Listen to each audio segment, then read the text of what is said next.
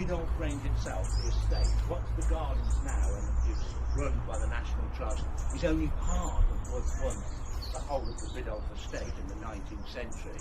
The other half of it, in fact more than half, much bigger, is what's now called Biddulph Country Park. And the two were once all owned by this family called the Batemans and then the Hinds. Now, in 1852, James Bateman, the man who had the Biddulph Grange that we'll see later, built and acquired all this land, who was on the edge of his property, about 2 miles in that direction. There was an old ruined chapel called Springwood Priory, and on some maps it's down as Springwood Priory. But it was an old priory. We know it was there back in medieval times, and it was part of a much larger series of ecclesiastical buildings that were run by a nice, scenic ruin. So what he did when he was there, they were digging around, and they discovered an underground vault or a crypt. And inside the crypt, they found all these tombs that were covered with these particular, what we think they were these. We don't, for a fact, I'll explain what we think they were in a minute. But he found there a number of what he believed were tombs belonging to the Knights Templar. Now, what he did then was he seems to have, we don't know this for sure, because we know that James Bateman and his family did a lot of money in to help rebuild this church in the 19th century. And they seemingly are the ones who brought these stones here and had them put around the church. The bodies, evidently, from what we can work out, were probably buried in or near where that old cross is there. Now, where is the Templar grave? So, historically, I've done the research back and found out that at Springwood Priory, it was part of a Templar preceptory, one of the earliest in England. That's basically a cross between a monastery and a military barracks, because the Knights Templars were crusaders in the Holy Land, but they were also warrior monks. They took vows of the Cistercian order of monks for vows of poverty and vows of celibacy and obedience, except for their leaders who seemed to be able to get up to anything.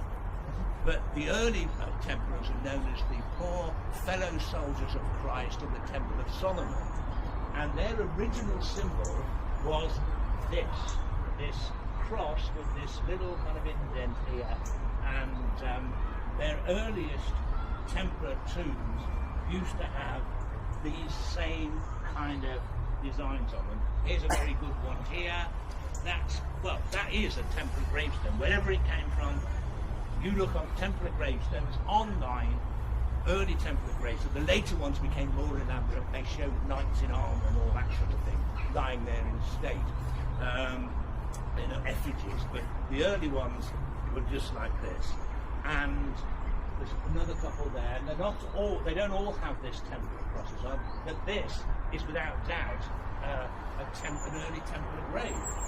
So the only way that I think it would have got here is if James Bateman himself had moved them here, thinking if he'd found these bodies on what was no longer consecrated ground, on a ruined priory, he probably thought the bodies should perhaps be reinterred on consecrated ground, hence here, but he hadn't got anywhere to put all the gravestones around, so he put them along the church here, used as seats by the look of it. But the reason why they've survived for perhaps 700 years is because they weren't always having the rain down on them like they are now. They were actually underground in a crypt.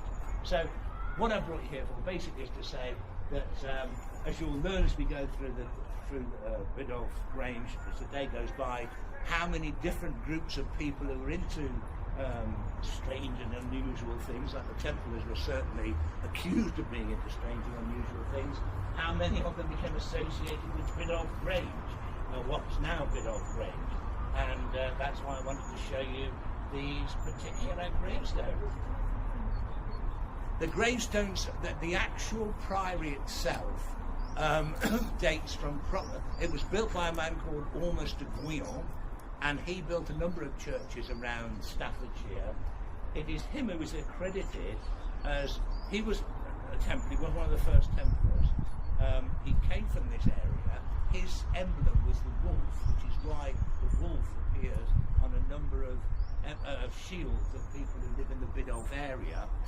He went to the Crusades, he joined the Knights Templars in Jerusalem, and when he returned to England in about 1120, he brought back with him Saracen stonemasons, because what they knew how to do was to build Gothic churches. Now, the churches and the buildings in Europe before this time had Romanesque arches. They're like rounded arches, old Roman arches.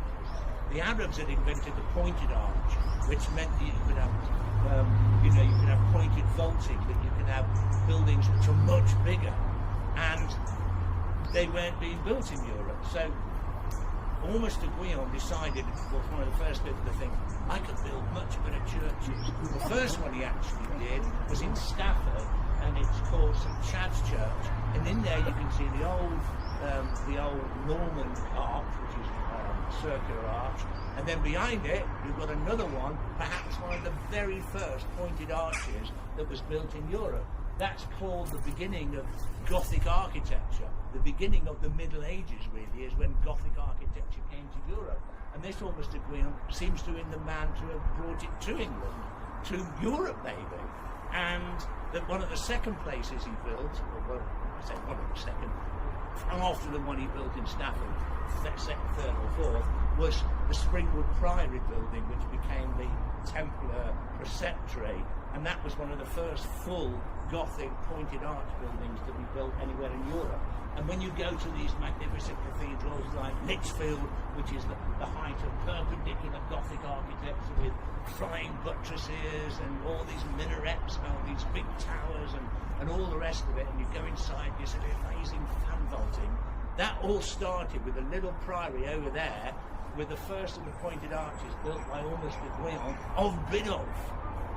And he did it with the help of the people that were able to do this, with these Saracen or Arab masons that he brought back with him. And the legend goes that they stayed here after that, didn't go back to the Middle East, settled at Biddulph Moor, which is another village just over there, and their descendants still exist today.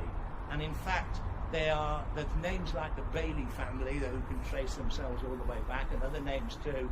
And Helen, who was the person who opened the gate for us, who runs Biddulph Grange now for the National Trust, she is one of these. They don't necessarily all believe that in the story that they are directly descended from these Arab masons, but they all have pretty dark hair, and they all look like they may have come from that area.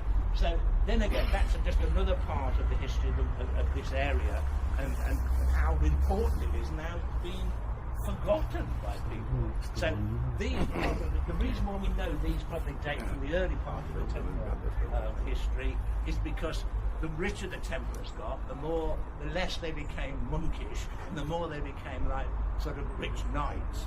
And so these early Templar tombs are much more simpler like this, rather than the later ones that had effigies on them and all sorts of other things. So they probably date from about 1120. They don't quote me.